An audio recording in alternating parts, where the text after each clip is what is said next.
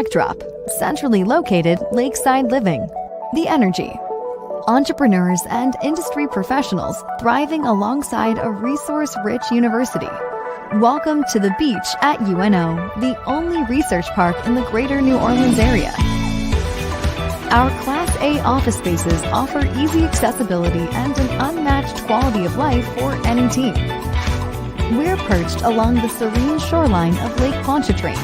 And while your quick commute here could feel like a postcard, it's closer than you think to the city's amenities. Free and easy parking, with covered spaces available, sets the tone for a great workday at the beach. Sitting on 30 acres, we boast over 600,000 square feet of office space, lab facilities, and conference venues. Surrounded by local amenities, from dining and shopping to travel hubs and outdoor leisure.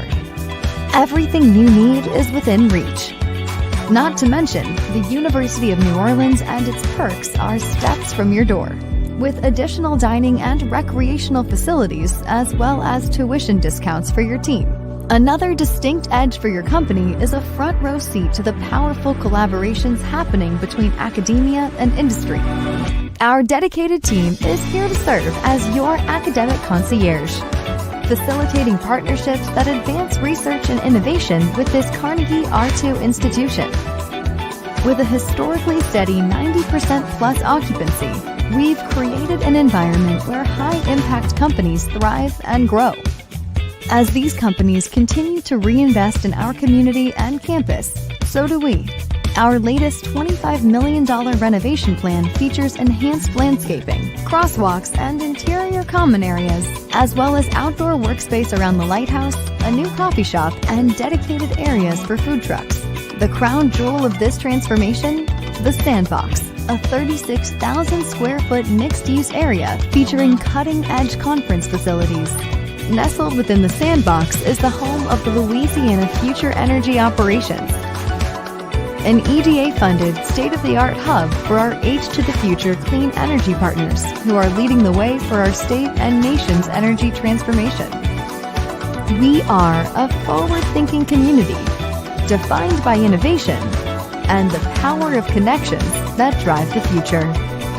What are you waiting for?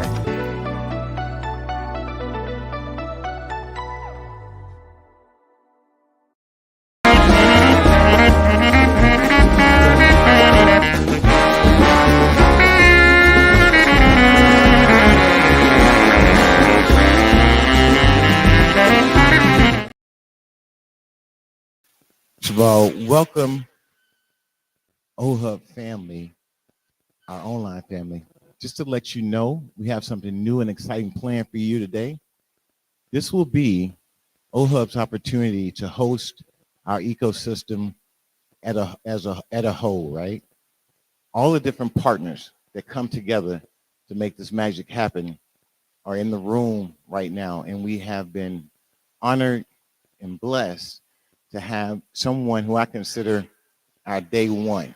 And if you know anything about slang, your day one is that person who's always been there with you, right? When we first got here, when we first got started, this is basically an anniversary for us.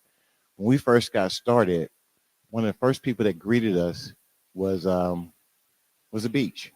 One of the first people that opened up their hearts and opened up their facilities to us was the beach. And so today, I'm super excited to introduce to some Conwell. Good.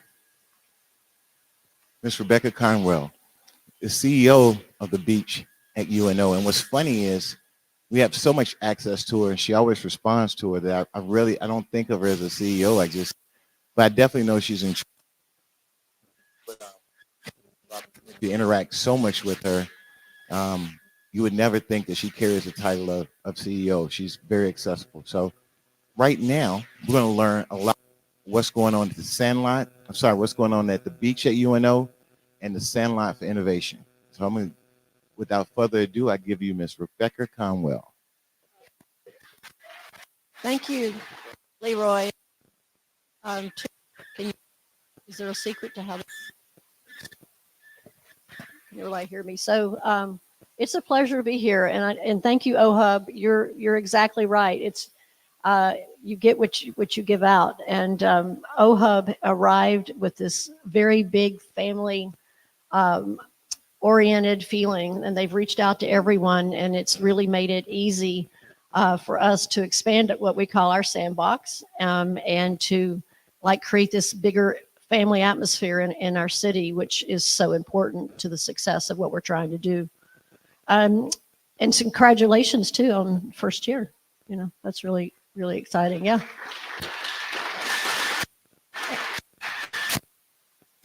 I was going to say that, right? And the reason I was going to say that to the end is because the success of what we had over the course of the year is really largely due to how open you guys have been as an ecosystem. So we have some new faces here. You may have just came in on this, but I can see when Evie, the folks at GNO Inc. Working with Evie, the folks at GNO Inc. Has given us the opportunity to just connect and meet with so many people, man. So when you see the success that we're having right now, it's because the ecosystem is what it says it is. Does that make sense? That's why we're having success. So I want you to give yourselves a hand right now. And thank you.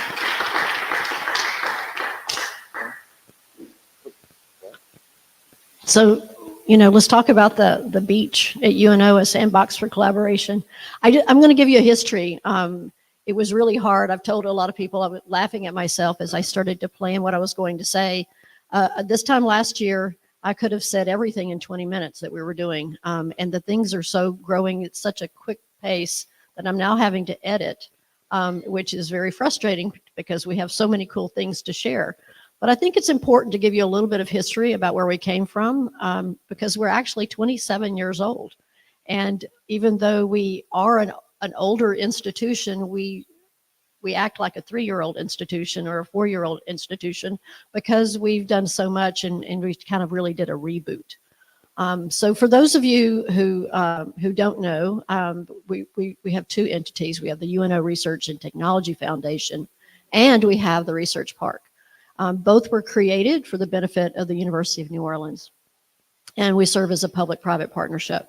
I was brought on board in 2020 in the heart of COVID with a mandate to reimagine the operations and how it interacts with the university, and to not only create a stronger programming relationship, but also using the assets of our tenants and the university to align with the economic development goals of our city, region, and state.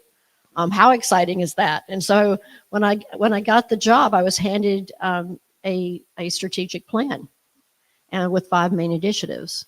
And most people don't like to inherit a strategic plan, but I was absolutely delighted. So I'm going to go through that a little bit with you, and as a whole, to talk about what the park is. We are 30 acres. We're located at the base of Elysian Fields, right at Lake Pontchartrain, at the site of the old Pontchartrain Beach Amusement Park. We have 600,000 square feet spread through 6 buildings. That includes a 36,000 square foot conference facility that's going to be remodeled. We're going to talk about that in a second. We have about 40 tenants. It's growing. We just executed another lease.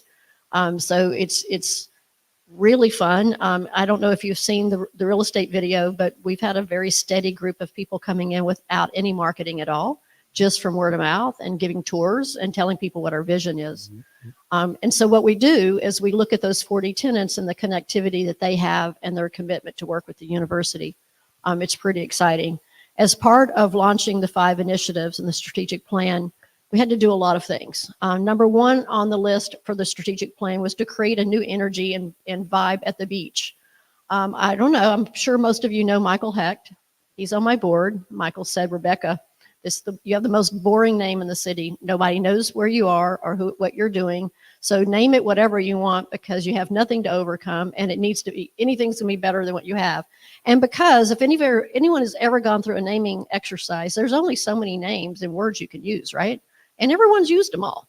And so I was like, what are we gonna name it that's like fun and interesting? And many have heard this story. There's this gorgeous workspace in Paris called Station F. And it was the site of an old renovated train station. So I kept thinking, what's our Station F? And the Pontchartrain Beach, of course. Pontchartrain doesn't, it's used a lot. And so I was really thought I'd hit a wall until, it hit me 2 weeks. We'll just call it the beach. And so I called Michael and I said, well, I've got the name. You've got to call me really fast. I'm so excited. And he calls me, because you can never get him on the phone, right? You can only leave a voicemail. He says, what is it? I went, it's the beach. And it was dead silence. I was like, oh, damn, he hates it. And then he goes, a sandbox for collaboration. And so what probably would have cost us hundreds of thousands of dollars in a New York marketing firm, we named a beautiful name for the research park that I'm very proud of and really describes the environment that we want to create. So when we launched the new name, we did a couple of other things too. We created an innovation fund. My board supported it. And it is allowed $100,000 up to $100,000 a year that the board votes on at the end of every year, to be used as that connectivity money, right? When you're dealing with academic industry collaborations and you're talking about your tenants, sometimes a great idea can't move forward because of $2,000, $3,000, $5,000, especially when you're dealing with a university and a public university. So super pleased. That really said a lot. And then we had to look at our organization, and many of you who maybe have an existing business been around for a long time, you know that you can't just be idle. You have to stop and look at your organization and say, is it achieving what it was meant to achieve when I first started? Does it do what it needs to do in this ecosystem? And so that was the exercise that with the help of a consultant. And so we reorganized. And short story, we outsourced our real estate to corporate realty. We were doing it in-house. It gave us some great expertise, both for managing the property and for leasing and making big decisions. And we offloaded everything that wasn't mission aligned. We went from a staff of 14 to 4 at one time. And then we created an innovation division. And the innovation division really was, intended and does a very good job of threading those 5 initiatives that I focus on.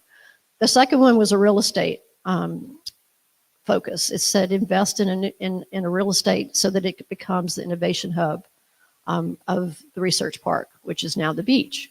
And originally the board imagined new construction. This is not an environment for new construction, but we had this amazing building that had this gorgeous conference center that was empty, outdated, just sitting there in prime condition. And that's where our money needs to go. We don't need new construction. So before I go on to because I get very distracted, I have 3 circles that I have to stay in. Otherwise, I'm going to get distracted and go in another direction. I want to report on that second one about the investment in real estate. In the next 2.5 years, the beach will see probably $25 million in upgrades and investments to the capital. So we'll be renovating lobbies into Class A office space and each floor a year. But we're spending about $2 million on landscaping. So if you've ever seen our lighthouse, we have the original lighthouse, there's going to be decking and outdoor office space built around the lighthouse outside that will be available to our tenants. We are thrilled to be renovating the conference center into what we're going to call the sandbox. And so it'll be state-of-the-art space with for the auditorium and the amphitheater with great digital technology. And then, surprise, another phone call from Michael Hecht on a Friday afternoon, July 4th weekend, a couple of years ago. We were invited to become part of the H to the Future grant. And as a result of that win, we'll be hosting the largest tenant in the sandbox will be Louisiana Future Energy, which comes with a $15 million grant to build out 15,000 square feet. So can you imagine for any of you that are in the new energy space and you are a startup or an established business, this is going to be designed for you. And so I want you to picture that with walking trails and flowers, and it's really going to be an oasis out at the beach. And so let's talk about, I'm going into my second circle now. And the second circle, yes. And something that was really neat about that process was the founders that we had in our first cohort. We all had a chance to sit with the beach at the table as they were designing out what the new workspace is going to look like. And I think that was a great experience for all of our founders as well, because they had direct input in saying, hey, with this new energy stuff, these are some of the things that we need in order for us to be more effective as founders. And I thought that was a great opportunity for. Well, you're exactly right. I mean, it's a user designed space. So that there's certain things you don't think about when you're designing a space. And so it's really important to get the input of the people who are going to be using it and living in it, spending a lot of time in it. So the innovation division, one of the best decisions I've made since I've been at the beach is to hire Shafeen Khan, who's our vice president for innovation and external affairs. Yeah, and I had a vision. It's really hard to outdo a vision that I get in my head, especially when I think about it long enough. And Shafeen just, from the day he arrived, hit the ground running. It's really important when you think about Shafeen's role. Your relationship with faculty at the university is super important, right? So there has to be the person that has the right touch and how to talk to a faculty member while getting, pulling off some really cool projects. And so I can't talk about them all because I don't have the time, but I will say that on top of the future energy, which we're getting ready to talk about, he immediately established a business plan competition, UNO's first business plan competition. And in doing so, made it available to all disciplines on campus. And the first year was super, it was exciting. It was good, for a first time, because there were some naysayers that said our students don't have time, they won't be interested. By the time we got to the second year, it almost tripled the amount of attention. And a $10,000 prize helps. So that innovation fund is created a $10,000 amount of prize money for the winners of the business plan competition. So we're really excited about the third. But what's happened is it immediately started a flash of a entrepreneurial ethos on campus. So put that in the parking lot for a second, and then we're going to start talking about, the work of the energy. Shortly after we started getting things going, then the leases were announced offshore. And within moments of the offshore wind turbine leases being announced, it seemed like every engineering company in the world focused on offshore wind showed up at our doorstep.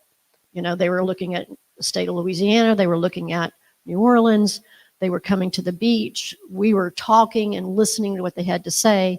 And, one of the very big things that we heard from them is their concern about would there be enough workforce in their pipeline for them to be able to hire. And so, well, that's what universities do, right? And so Shafin did an asset map very quickly of all the assets at the university, which was like candy. I mean, it's there. I can't emphasize enough what it means to be in an energy state. We're in a state that has been supplying the oil and gas industry and has the marine infrastructure, well-established assets. And that comes with the universities as well.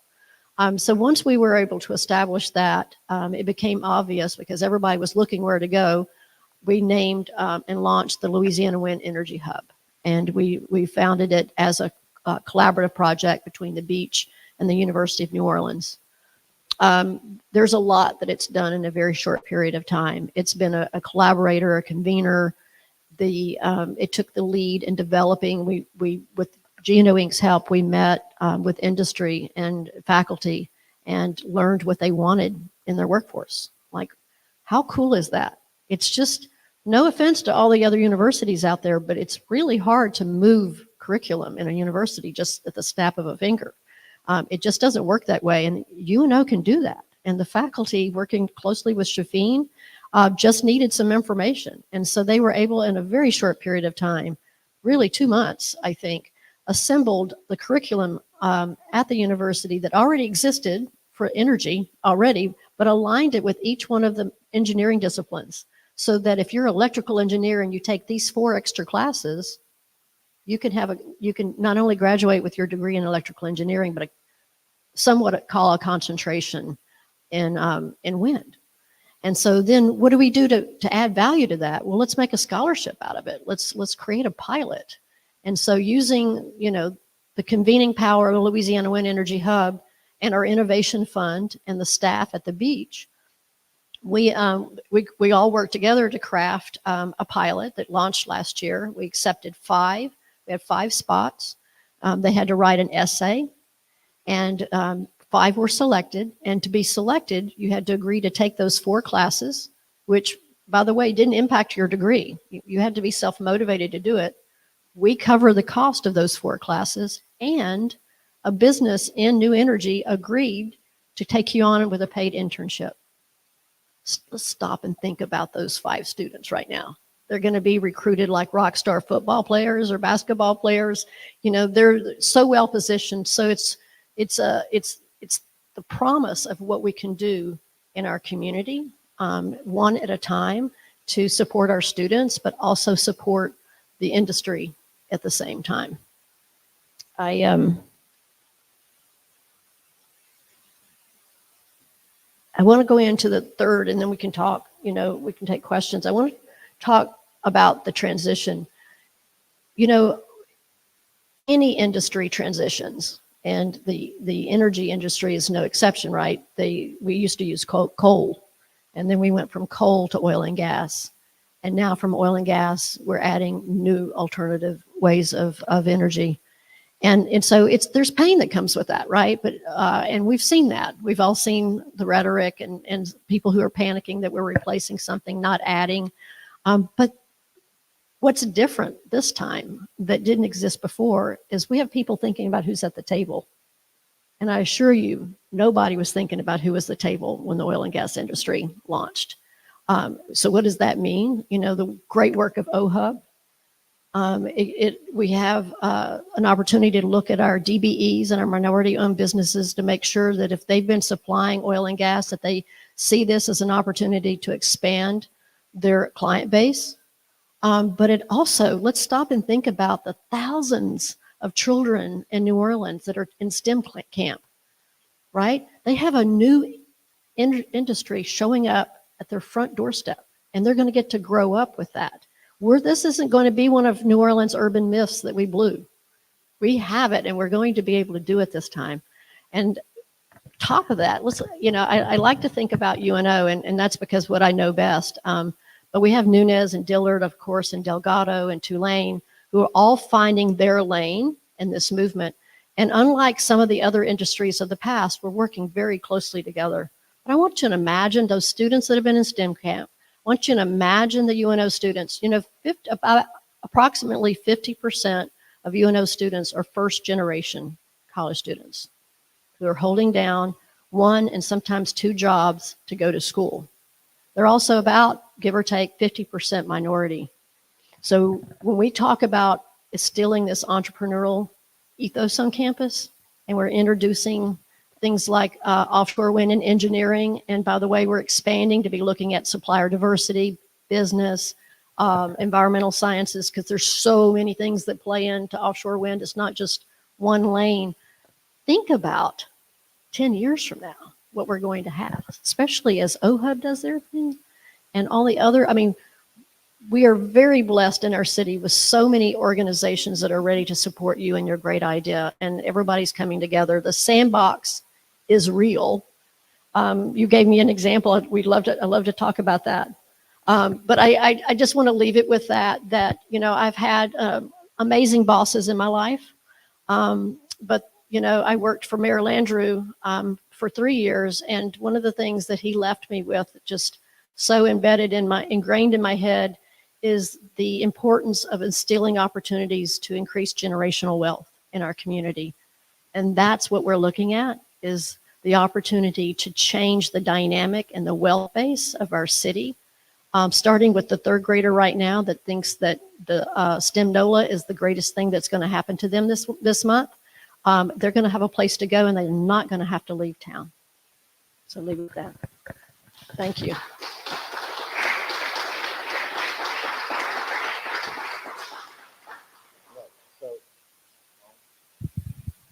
Testing. Okay, cool. So one of the stories, again, we have a CEO that actually can get in contact with, like, super easy, right?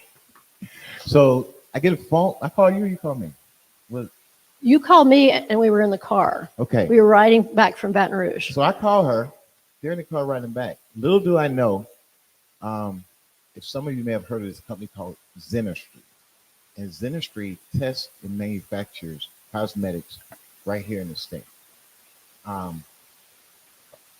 What's really neat about this company is it was just doing testing, and I had a chance to meet with the owner, CEO, and another person, Ariel Brown, who does Bees Bayou. Those industry is owned by Lowe. Williams. Lowe Williams. He was a tenant Who's a tenant at the beach. So I'm talking to Rebecca about tonight, and she said, "Oh, I got somebody here. It's Lowe. It's Lowe Williams from Zenistry." And we get on the phone. She tells me exactly what she needs. I immediately call GNO Inc. and I talk to my guy Josh Tatum. So he's like, "Hey, as soon as you get a chance, please send the information to us." Right? She's not new energy, but we have partnerships. They're not just trying to get new energy projects. They're trying to get the city as a whole elevated, right? So we're sharing information and sharing opportunities with each other in order for us all to move forward together. Really neat thing that came from this ecosystem as well.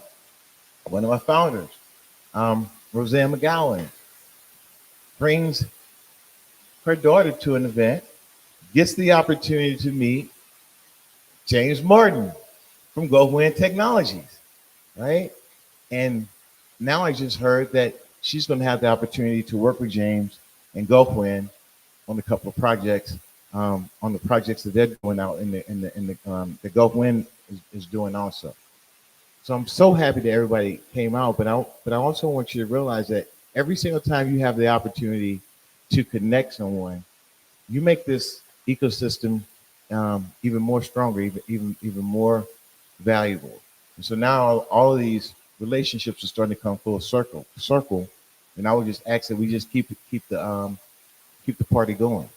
Now, I would like to find out if anybody has any questions for Rebecca and some of the things that are going on at the beach at UNO.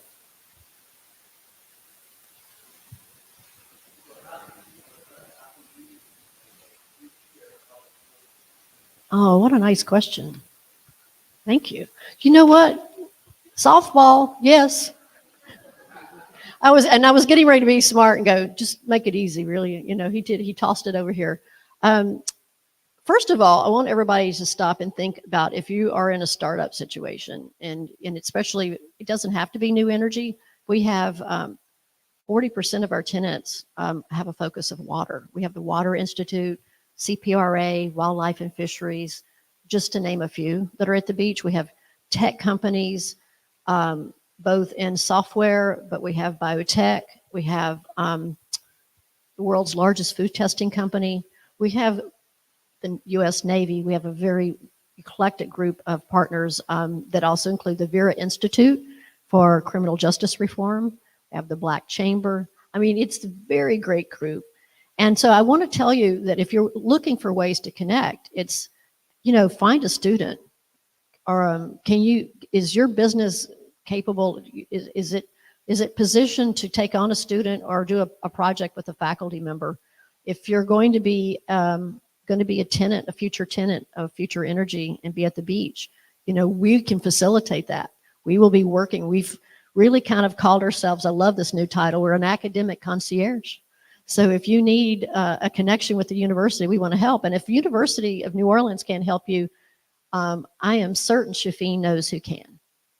So it might be Tulane, it might be Nunez, it might be Dillard or Delgado, but we need that ecosystem to be operating and be successful. The students need the experience, and the faculty really love it. And if you want to really take it to the next level, there's probably grants that we can apply for together that would advance your technology.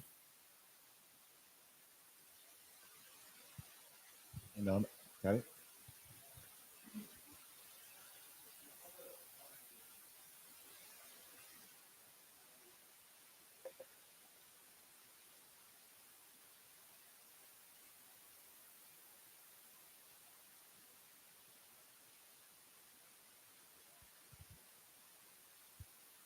It's true to New Orleans, right? Everyone has an instrument just to. Mm-hmm.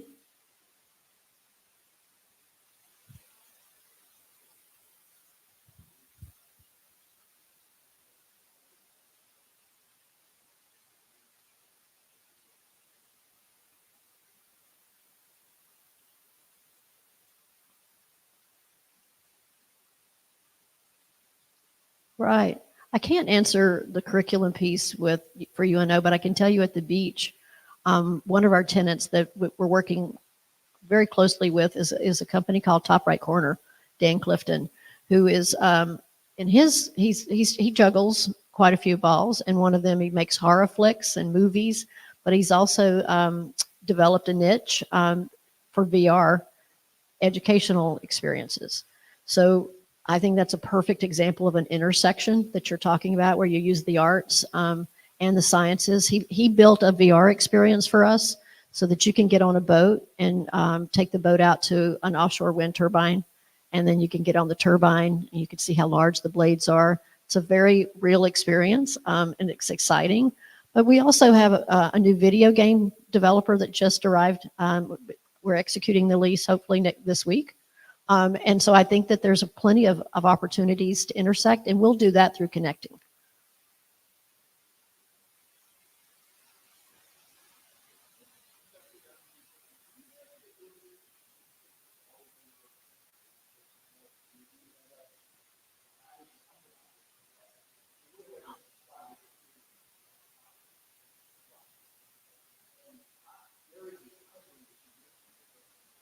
Right.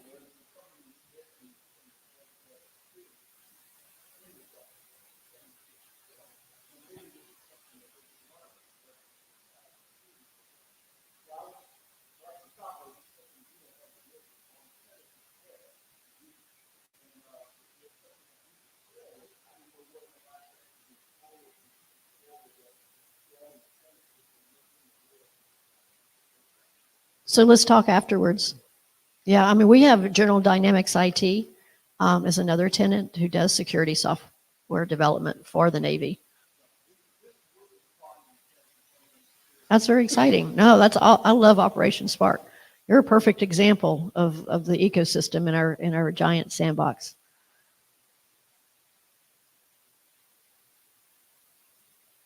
Very good. I'm going to pull the hook. Anyone else? All right, then let's thank Rebecca for giving us a great overview. Thank you of the for beach. coming out. It was really nice. We appreciate you.